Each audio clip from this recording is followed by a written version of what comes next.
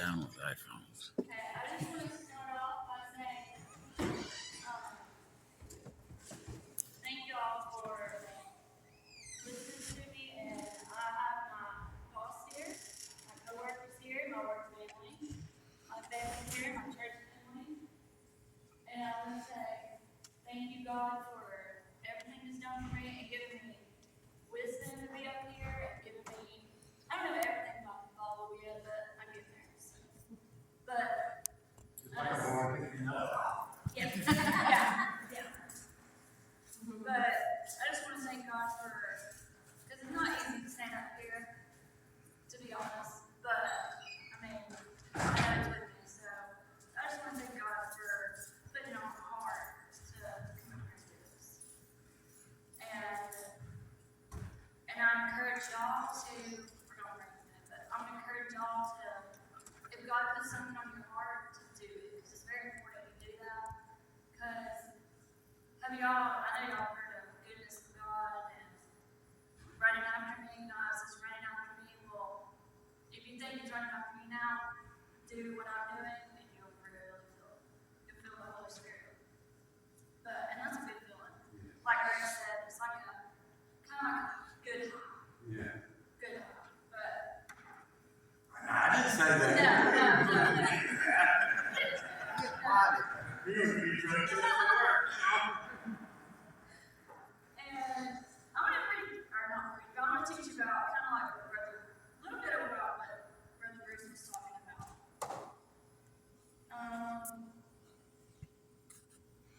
So we're going to start in Romans 8:20, chapter 8, verse 25. I'm going to be honest, we're mainly going to be on Proverbs, but a little bit all over the place, but I'll let you know. I don't know where she learned that from. Yeah.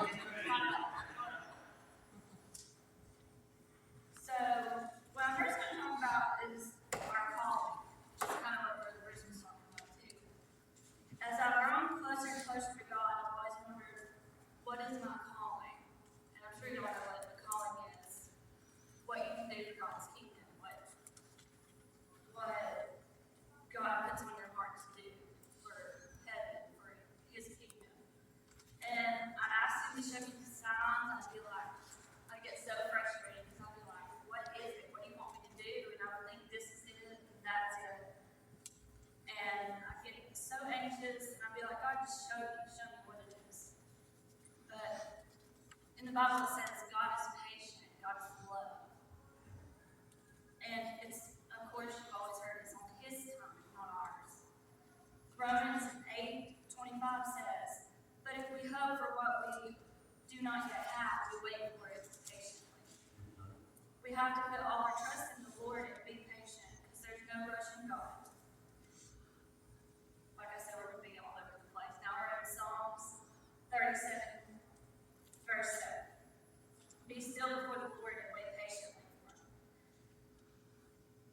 Have y'all ever been like, Lord, fix my problem, fix it now? And when He don't, you get mad. It's kind of like, this is like, I know this is weird, but it's kind of like when you're a little kid and you're like 7, 8 years old, and you want an easy bake oven, or you want like a bicycle, and you're like, Santa Claus, give me what I want. And when you don't get it on Christmas, you're ticked off, you're mad. Well, that's kind of like what we do with God, if you think about it. We get mad, we push Him away when we don't get our way. But back to calling for God's kingdom, you don't have to be a preacher, you don't have to be a Sunday school teacher or Wednesday school teacher. I believe if we all did the same thing, I don't think His word would be getting out. We need different things. You need your own. God will put on your heart what to do. Our calling doesn't have to be the same. I mean, those are all great things, but it don't have to be the same. To understand your calling, or to even know your calling, you have to pray, you have to study Scripture, you have to give God all of you, not just some of you. Like Brother Bruce says, don't come to church on Sunday and cuss all week and this, that. You have to give Him all of you. When you give Him all of you, He'll give you all of Him, and He'll start blessing. You'll see the blessings come.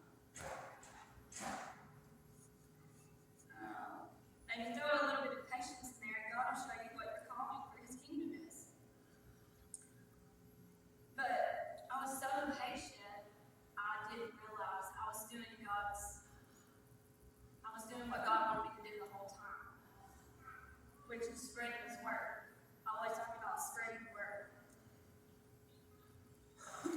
And he was blessing me the whole time. And the way I spread, one way I spread his word is like my coworkers know, my boss knows. We have 2 TVs in Burger King. And on one of them, I would play, like, on YouTube, you have, I don't know if it's called like live or whatever, but you can play like 7 songs and it'll go over and over and over. Well, there's this one playlist I loved. Favorite 7 like Christian songs. And I would play them, they would play over and over and over. And so many people would come up to us, even my boss, my coworkers, they'd say, man, that helps us out so much. You have no idea what that does to me. And like that right there, I realized, I was like, wow, that's really doing something. That's really helping me. And then we had, I think it was Comcast, people come out, and I went out there one day, and I was like, I turned it on, and the internet wouldn't connect. I was like, oh, no, I was panicking. I was like, no. But I prayed on it. It was like 2 days. I couldn't get it to work, and this wasn't the same. I didn't have these people coming up to me saying, man, this is helping me, man. I can't explain the feeling, but I felt, I guess you could say, a little bit empty, because I was like, man, these people, I'm not helping these people. I'm not doing my calling. Well, I prayed on it. And I was like, God, just show me, like, what am I supposed to do now? And then I went one day,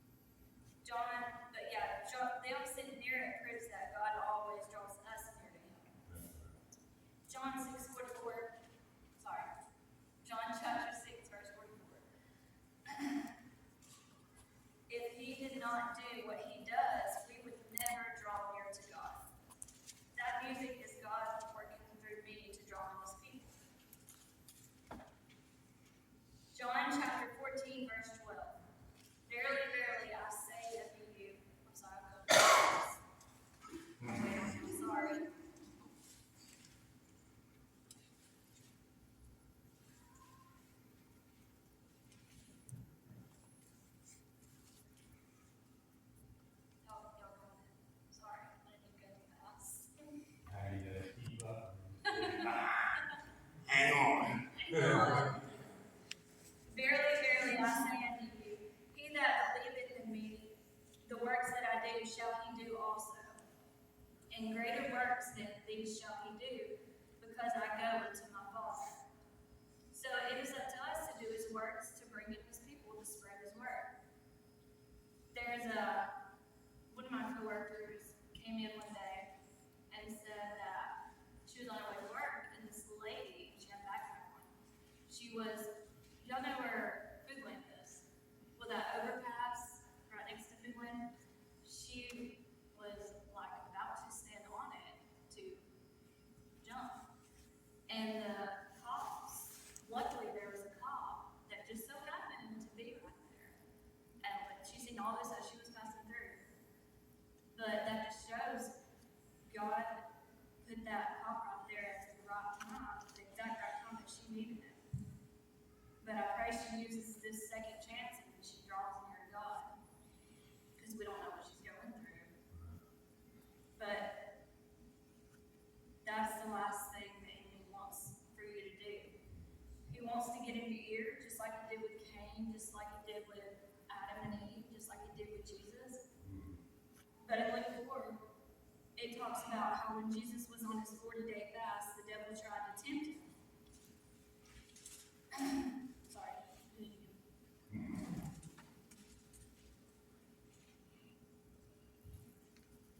Luke chapter 4, verse 5 through 8.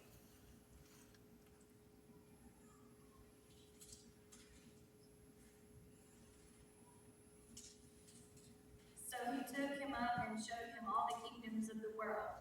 In a moment, the devil said to him, I will give you their splendor and all this authority, because it has been given over to me, and I can give it to anyone I want. If you then worship me, and all will be yours. Think about that, how that relates to us today. Think about the devil, how he paints a beautiful picture. Like, think about what he does. Oh, you don't have to go to church. You're tired. You're good. You ain't got to go to church. And then he's so evil, he'll like get him, he breaks families apart. He makes the other side look so much greater than what it is. And Jesus answered him, it is written, worship the Lord your God and serve him only. That's the Jesus we serve today. The perfect Jesus, the sinless Jesus. And that's how we need to be. We're not going to be sinless, let's be real, but I mean, we need to be, we're supposed to be Christ-like, the Bible says. We need to be more like him. Satan distracts us with pleasures of the world. Think about, this is weird, but think about, okay, I know everybody's been to Chuck E. Cheese, I'm sure. Okay, you know that booth where all the tickets are flying everywhere, like they do on birthdays? Well, you're grabbing at these tickets, and there's a countdown, right? Well, that's kind of like how we do in life. We grab all these pleasures, and Jesus has got a countdown. He's fulfilling the prophecies.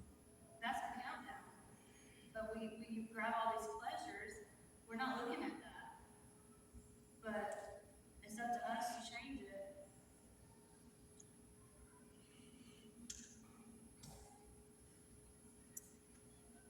Sorry, I lost words. Okay. One of the preachers I watched, Sadie Robertson, y'all know the Dynasty, the granddaughter of the Clippers so much. She said she got a lot of backlash because her word for the year was celebrate. Because people were like, why celebrate? Shouldn't it be like faith and grace or something? That's weird, you know? But the Bible tells us to celebrate. Philippians 4, chapter 4. It says, rejoice in the Lord always. Celebrate God. Hey, I got my second birth out of here listens to me. I love God. I'm proud of him. I'm noisy. I don't care. I'm on, I would go around humming, and then I caught some of my coworkers